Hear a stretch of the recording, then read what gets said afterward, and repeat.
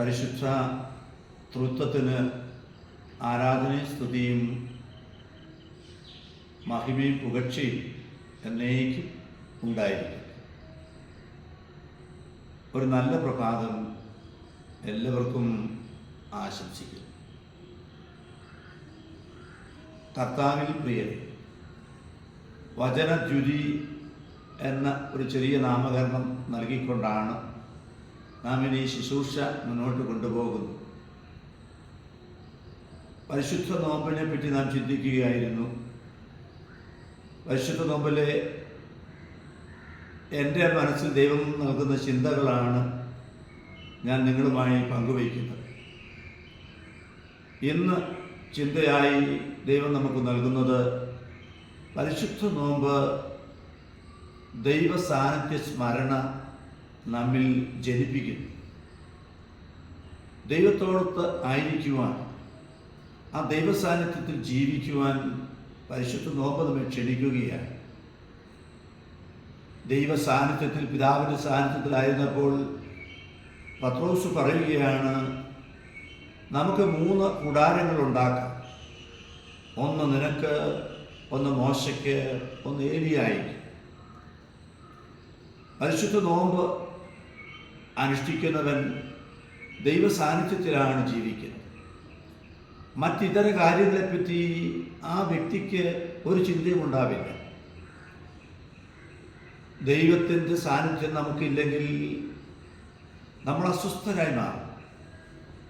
പലരും ഇന്ന് സ്വസ്ഥതയില്ലാതെ ആയിത്തീർന്നിരിക്കുകയാണ്. കോടികൾ സമ്പാദിക്കുന്നത് കൊണ്ട് ആർക്കും സമാധാനം ലഭിക്കണം എന്നില്ല.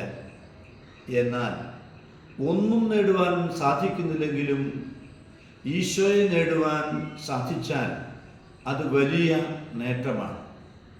അതുകൊണ്ടാണ് ഗലാത്യർ 3:20 പൗലോസ് അപ്പോസ്തലൻ പറയുന്നത്, എനിക്കിനിമേൽ ജീവിതം ക്രിസ്തുവത്രേ, മരണം എനിക്ക് നേട്ടമത്രേ. പരിശുദ്ധ നോമ്പിലൂടെ കടന്നു പോകുന്ന വ്യക്തിക്ക് ഒരൊറ്റ ചിന്തയുള്ളൂ, ഞാനും എൻ്റെ ദൈവവും, എൻ്റെ ദൈവത്തോടൊത്ത് എനിക്ക് ആയിരിക്കണം. യേശുവിനോടൊത്ത് വസിക്കുന്നത്, ദൈവ സാന്നിധ്യ സ്മരണയിൽ ജീവിക്കുന്നത് നമ്മെ തിന്മയിൽ നിന്ന് അകറ്റുന്നു. ലോകം, ജഡം, പിശാച് ഇത്യാദികളിൽ നിന്ന് നമ്മെ അകറ്റി നിർത്തുവാൻ സഹായിക്കുന്നത് പരിശുദ്ധ നോമ്പാണ്. പരിശുദ്ധ നോമ്പില്ലാതെ എങ്ങനെയെങ്കിലും ജീവിക്കുന്നവർക്ക് ജീവിതത്തിൽ അനുദിനം കഷ്ടതകളും പ്രയാസങ്ങളുമാണ്. പണം വെട്ടിപ്പിടിക്കുവാൻ, സ്ഥാനങ്ങൾ വെട്ടിപ്പിടിക്കുവാൻ, അധികാരങ്ങൾ നേടുവാൻ, ഭൂമി വെട്ടിപ്പിടിക്കുവാനൊക്കെ ആഗ്രഹിച്ച് നെട്ടോട്ടമോടുന്ന മനുഷ്യന് എവിടെ സമാധാനം? മനുഷ്യ, നീ ലോകം മുഴുവൻ നേടിയാലും നിന്റെ ആത്മാവിനെ നഷ്ടപ്പെടുത്തിയാൽ നിനക്ക് എന്ത് പ്രയോജനം? നിന്റെ ആത്മാവിന് പകരമായി നീ എന്തു കൊടുക്കും? ഒരു മനുഷ്യൻ തൻ്റെ അറപ്പുര ഇടിച്ചു പൊളിച്ചു പണിയുകയാണ്. ലൂക്കോസിന്റെ സുവിശേഷത്തിൽ 12-ാം അധ്യായത്തിൽ നമ്മൾ വായിക്കുന്നുണ്ട് ഒരു മനുഷ്യനെ പറ്റി. അദ്ദേഹം പറഞ്ഞു, എന്നിട്ട് ഞാൻ എല്ലാം സംഭരിച്ചിട്ട് എൻ്റെ ആത്മാവിനോട് പറയും, ആത്മാവെ തിന്നു കുടിച്ച് ആനന്ദിക്കുക. ഒരുതരം എപ്പിക്യൂറിനിസം, ഇഷ്ടം പോലെ ജീവിക്കുക.